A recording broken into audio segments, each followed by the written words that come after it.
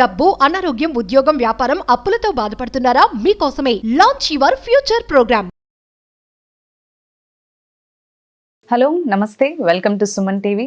ప్రస్తుతం మనతో stock market analyst ఇంకా ట్రైనర్ అయిన దుర్గా ప్రసాద్ గారు ఉన్నారు. వీరితో మనకున్న స్టాక్ మార్కెట్లో ఉన్న డౌట్స్ అన్ని కూడా తెలుసుకుందాము.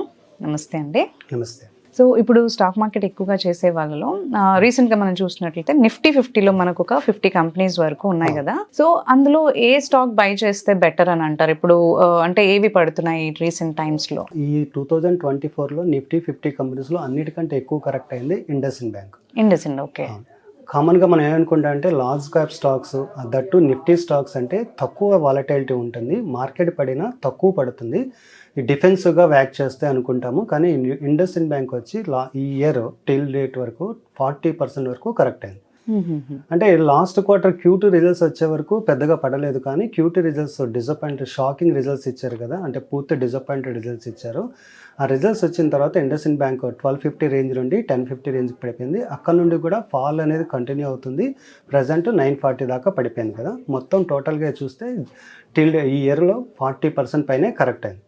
ఇప్పుడు చాలా వరకు మార్కెట్ పడుతున్నప్పుడు, ఏదైనా స్టాక్ పడుతున్నప్పుడు మనం చూసామంటే రిటైలర్స్ పెరుగుతూ ఉంటారు, ఎఫ్ఐఎస్ డిఎస్ తగ్గుతూ ఉంటారు. అంటే ఇన్స్టిట్యూషనల్ ఇన్వెస్టర్స్ కొద్దిగా ఎగ్జిట్ అవుతూ ఉంటే రిటైలర్స్ పెరుగుతూ ఉంటారు. ఇప్పుడు ఇండస్ఇండ్ బ్యాంక్ చాలా మంది పోర్ట్ఫోలియోలో యాడ్ చేసుకుంటున్నారు. మరి స్టాక్ ఇంకా పడిపోతుందా, పెరగడానికి ఛాన్స్ ఉందా అంటే, ఫస్ట్ ఇండస్ఇండ్ బ్యాంక్ పడడానికి మెయిన్ రీజన్ ఏంటంటే అసెట్ క్వాలిటీ. అంటే గ్రాస్ ఎన్పిఏ బాగా పెరిగింది లాస్ట్ క్వార్టర్. అది ఆల్మోస్ట్ 1.2కి వచ్చింది. నెట్ ఎన్పిఏ, గ్రాస్ ఎన్పిఏ 2.2 దాకా ఉంది. దానికి మెయిన్ రీజన్ ఏంటి అంటే, బ్యాంక్ అనేది మైక్రో ఫైనాన్స్ లెండింగ్లో చాలా ఎక్కువ అగ్రెసివ్గా ఉంది కదా. అంటే సూక్ష్మ రుణాలు అంటాం కదా, మైక్రో ఫైనాన్స్ లెండింగ్, వాటిలో ఎన్పిఎస్ హ్యూజ్గా పెరిగింది. కాబట్టి బ్యాంక్ అనేది ఎన్పిఎస్ విపరీతంగా పెరిగింది. దానికోసం నెట్ ప్రాఫిట్స్ మీద విపరీతంగా తగ్గింది. అంటే almost 12-30 crores net profit post చేసింది. రిజల్ట్స్ వచ్చిన తర్వాత, Q2 రిజల్ట్స్ వచ్చిన తర్వాత ఒకే రోజు స్టాక్ 22% టంబల్ అయింది. ఆ తర్వాత నుండి కూడా పడుతుంది. ఇప్పుడు రికవర్ అయ్యే ఛాన్స్ ఉందా అంటే, అంటే ఎన్పిఎస్ తగ్గే ఛాన్స్ ఉందా, ఇంకా స్ట్రెస్ ఉందా అంటే, చాలా వరకు ఏంటంటే బ్యాంకు కొద్దిగా రెడ్యూస్ చేసుకుంటుంది. ప్రజెంట్ వాళ్ళకున్న ఎన్పిఎస్లో 16,000 crores ఆప్షన్లో అమ్ముతుంది. దానివల్ల బ్యాంకుకు 80 నుండి 120 crores దాకా అమౌంట్ రిలీజ్ అవుతుంది. అంటే కొంచెం ఎన్పిఎస్ని క్లీన్ చేసుకుంటుంది, బ్యాలెన్స్ షీట్ని క్లీన్ చేసుకుంటుంది. ఈ మైక్రో ఫైనాన్స్ లోన్స్ అనేవి చాలా చిన్న లోన్స్ కాబట్టి దీని రికవరీస్ కూడా కొంచెం కష్టంగా ఉంటాయి.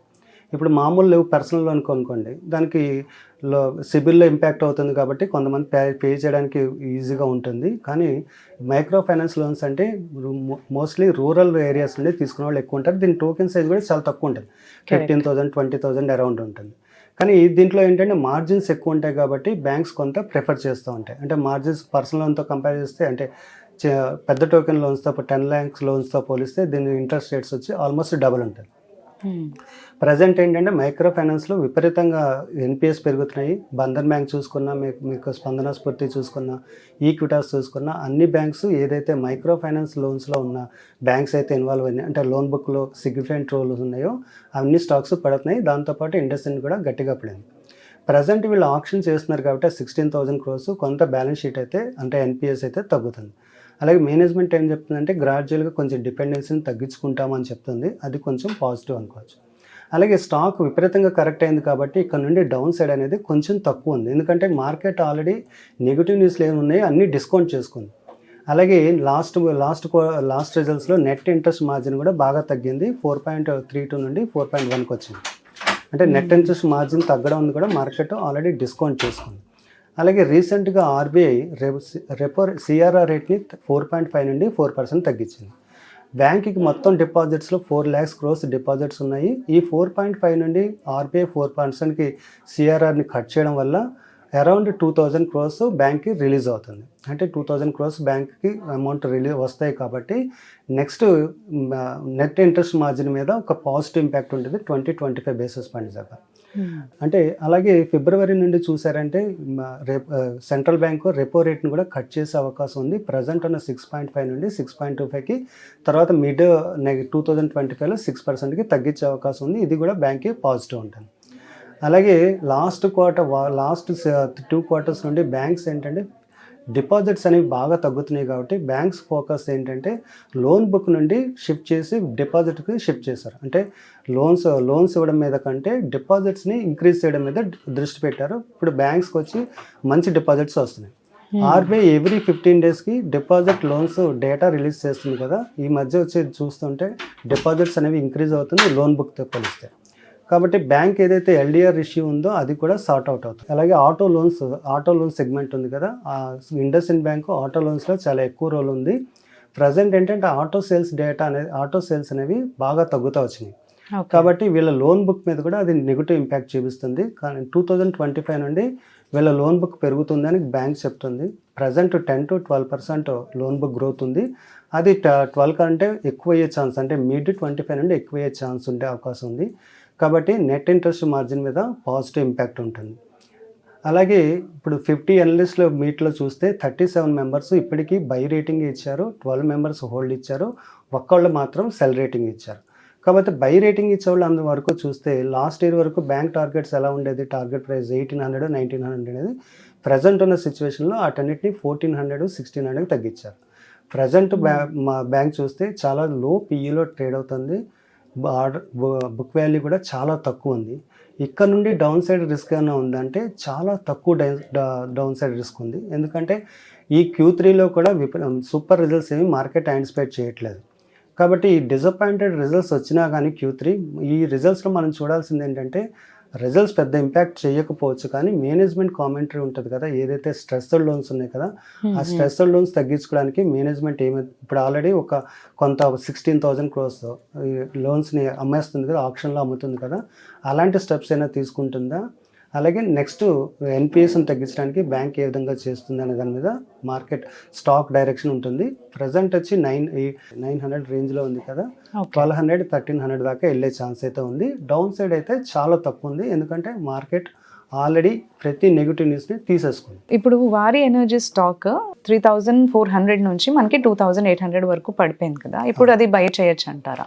వారి ఎనర్జీ అనేది లార్జెస్ట్ సోలార్ మాడ్యూల్ ప్రొడక్షన్ చేస్తుంది కదా, ఇది రీసెంట్గా ఐపీఓకి వచ్చింది. ప్రజెంట్ ఏంటంటే సోలార్ బజ్ నడుస్తుంది కదా, ఐపీఓకి వచ్చిన ప్రైస్ నుండి చూస్తే ఆల్మోస్ట్ డబల్ అయింది.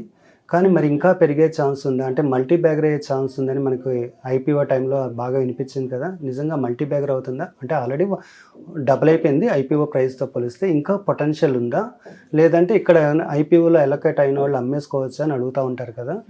ఈ సోలార్ అనేది ప్రజెంట్ అంటే సోలార్ ఇండస్ట్రీ అనేది చాలా చాలా అడ్వాంటేజెస్ ఉన్నాయి. గవర్నమెంట్ టెయిల్ విండ్స్ ఉన్నాయి, ఎందుకంటే గవర్నమెంట్ చాలా సపోర్ట్ చేస్తుంది కదా సోలార్ కెపాసిటీని ఇంక్రీజ్ చేయడం కోసము. రెన్యూవల్ ఎనర్జీని మీద గవర్నమెంట్ ఫోకస్ చేస్తుంది.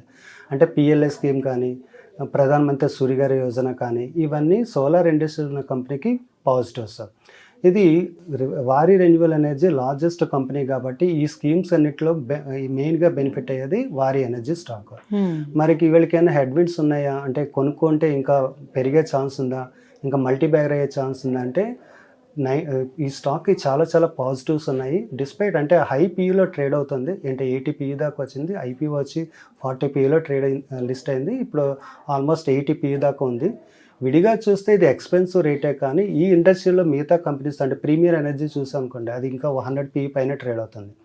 కాబట్టి ఇండస్ట్రీ పీఈ అనేది హైలో ఉంది కాబట్టి మనం పీఈ వాల్యుయేషన్స్ అనేవి పట్టించుకోకూడదు, ఎందుకంటే గ్రోత్ స్టాక్స్ అనేవి వాల్యుయేషన్స్ కంటే ఎలా గ్రోత్ అవుతుందో చూడాలి. ప్రజెంట్ సోలార్లో పాజిటివ్స్ ఉన్నాయి. కంపెనీ దగ్గర 6 గగావాట్స్ కెపాసిటీ ఆర్డర్ బుక్ ఉంది. అలాగే వీళ్ళు యూఎస్లో ఎక్స్పాండ్ అవుదామని చూస్తున్నారు, యూఎస్లో వీళ్ళకి 5 గగావాట్స్ వరకు ఎక్స్పాండ్ చేయాలనుకుంటున్నారు.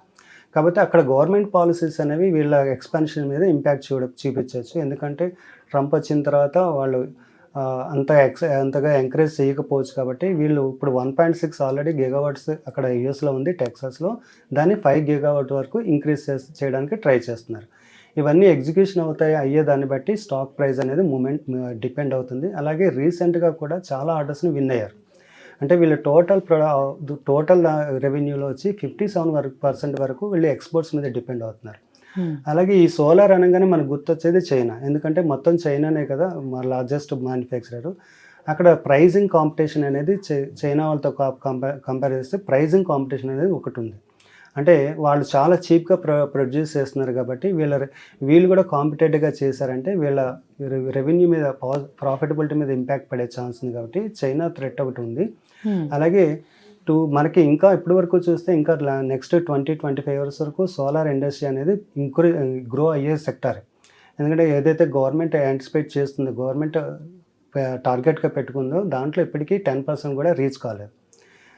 కాబట్టి ఈ వారీ ఎనర్జీ అనేది వెరీ షార్ట్ టర్మ్ కోసం చెప్పలేం, కానీ ఒకవేళ మనం లాంగ్ టర్మ్ కోసం హోల్డ్ చేయాలనుకుంటే డెఫినెట్గా హోల్డ్ చేయొచ్చు. మల్టీ బ్యాగర్ అయ్యే ఛాన్స్ అయితే చాలా వరకు ఉంది. బెస్ట్ అడ్వైస్ ఇచ్చారు. Thank you so much.